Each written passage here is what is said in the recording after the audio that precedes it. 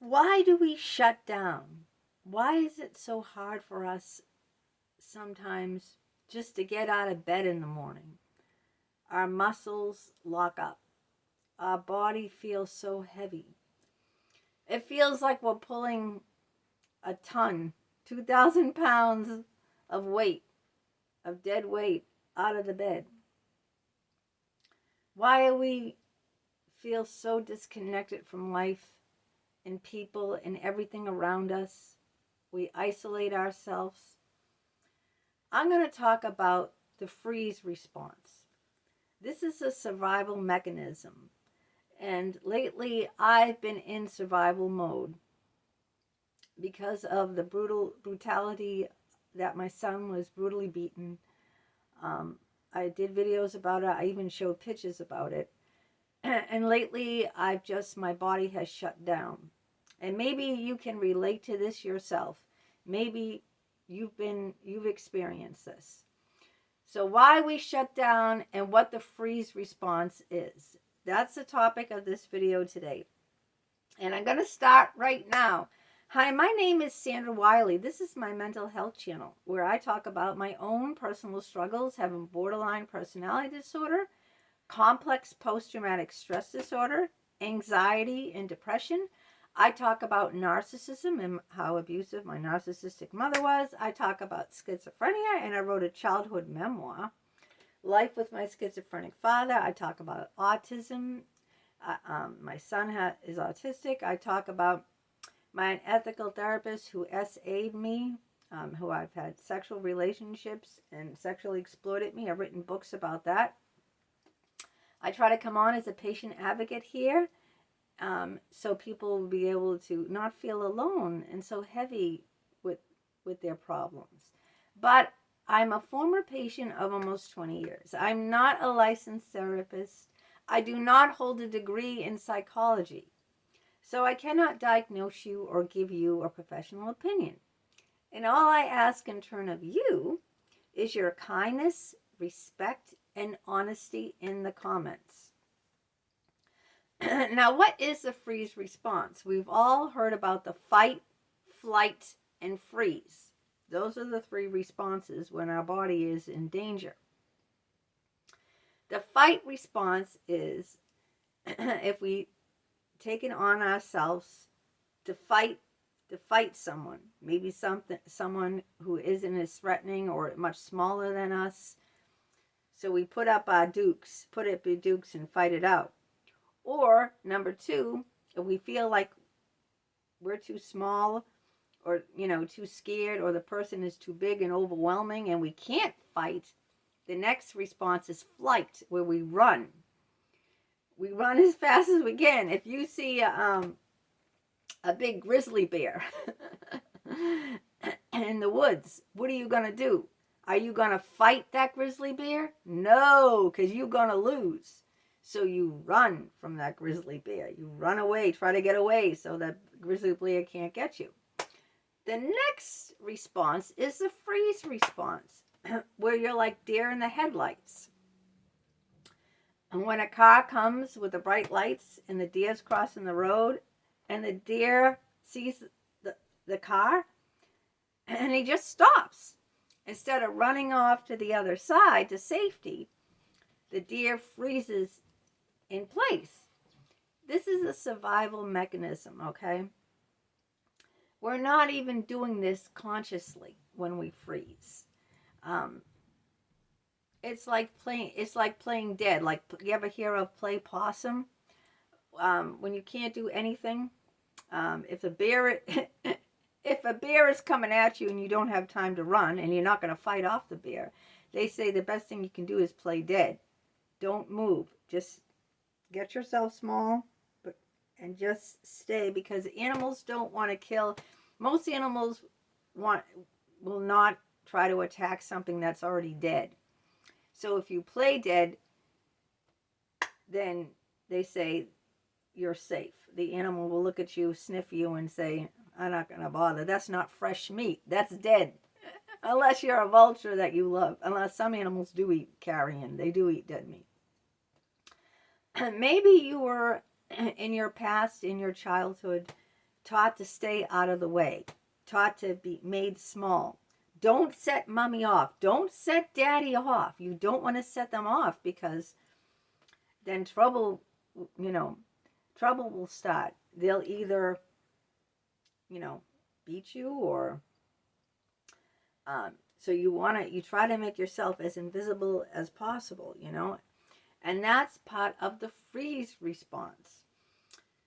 The symptoms of the freeze response is your body feels very heavy, like I said, like 2,000 like a ton of weight. Your muscles lock up. You dissociate. When you dissociate, it's like you're spaced out. It's like your physical body is there, but you're checked out mentally. You just excuse me, I still got this terrible cold. You just check out mentally. So you're like a space cadet, you know what I mean? Like, you ever talk to someone and you go, hey, where are you? Did you hear a word I said? That's someone who's dissociated. And it's a survival mechanism. People who have been in war, in the trenches of war, or people who have been, I can't say the word, it rhymes with tape.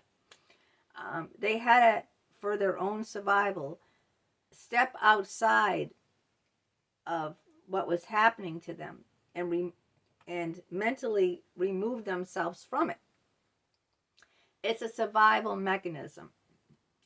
You might feel numb, detached from life, detached from the world, from people.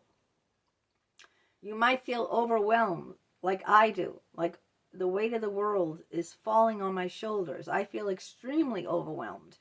My husband's been out of work for many months. My son was brutally beaten. There's no money coming in. We can't pay our bills. We have to find a new place for our son. I have to get a lawyer and sue the other place who brutally beat my son. This is the second place where my son was brutally beaten.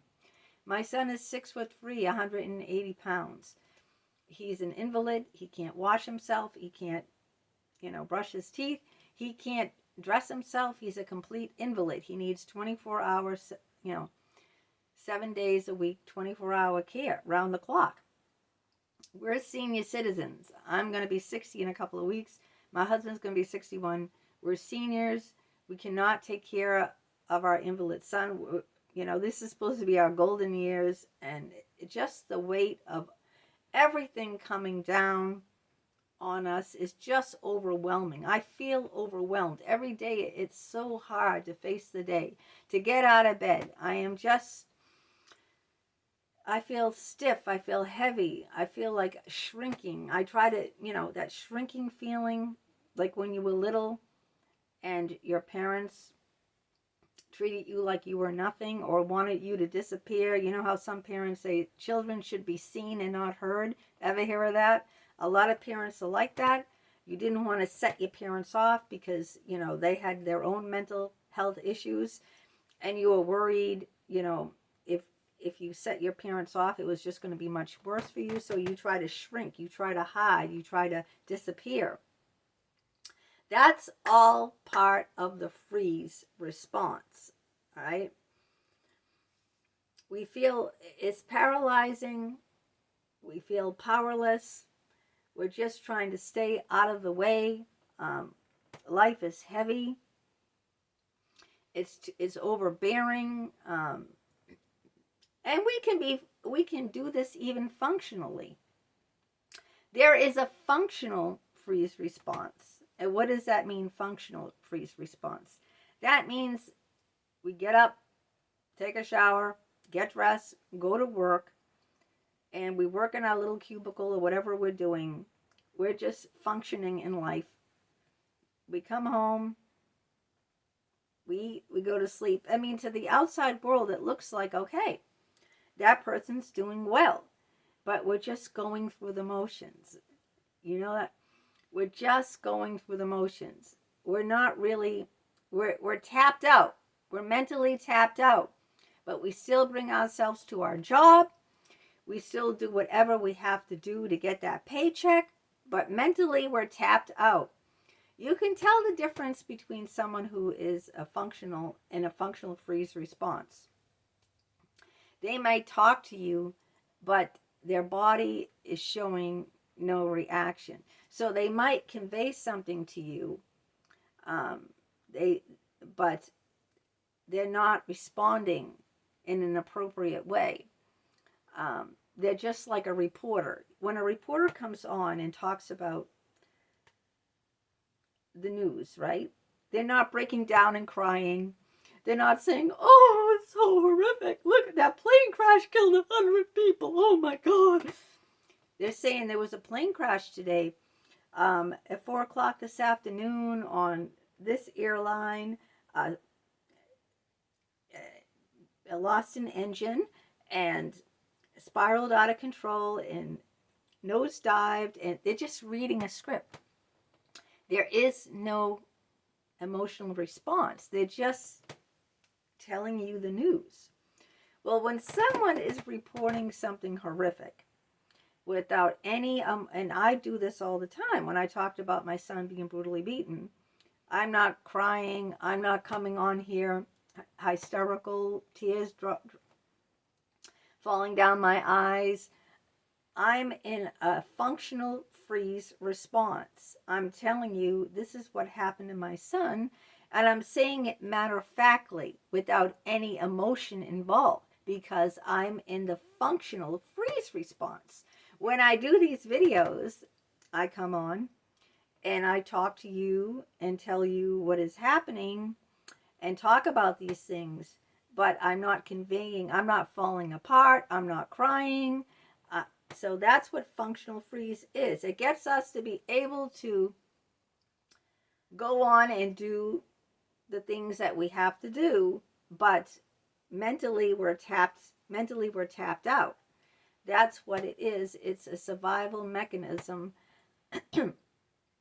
And so what can we do now that we know all about what it is?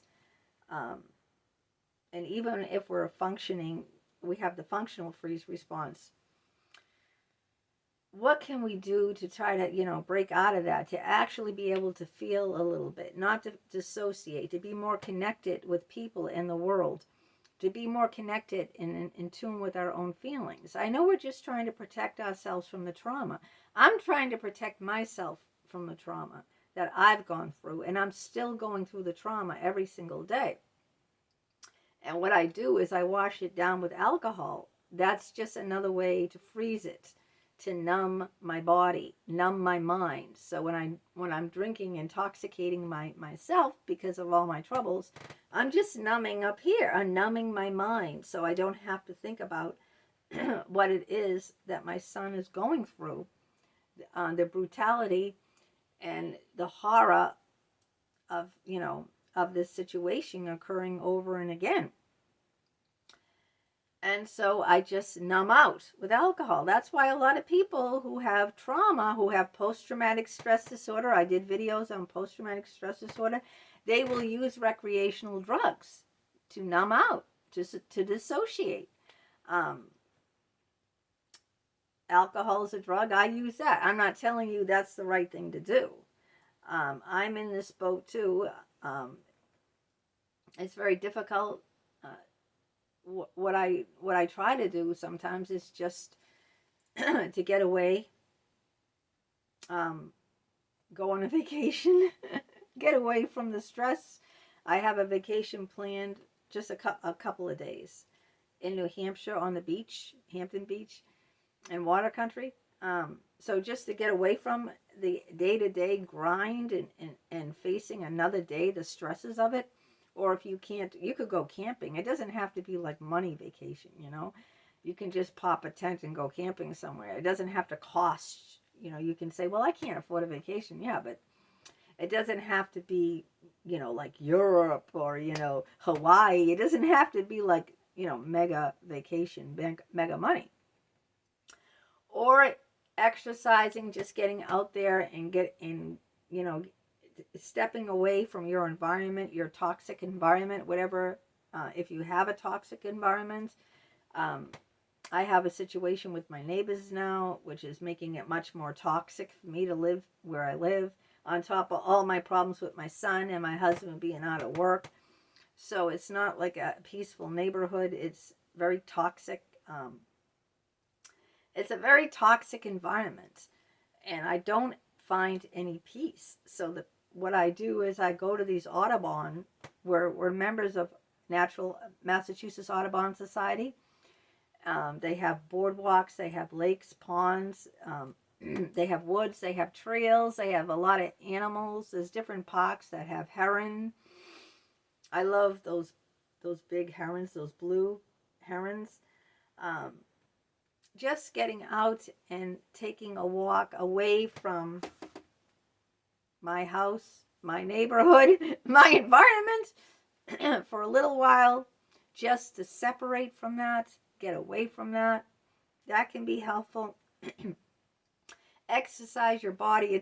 You don't have to run a marathon. You can just go for a walk in a peaceful meadow, just somewhere away. Like if you can't get away, you feel trapped where you are, you can just go somewhere else for some time during the day and get away and try to move your body.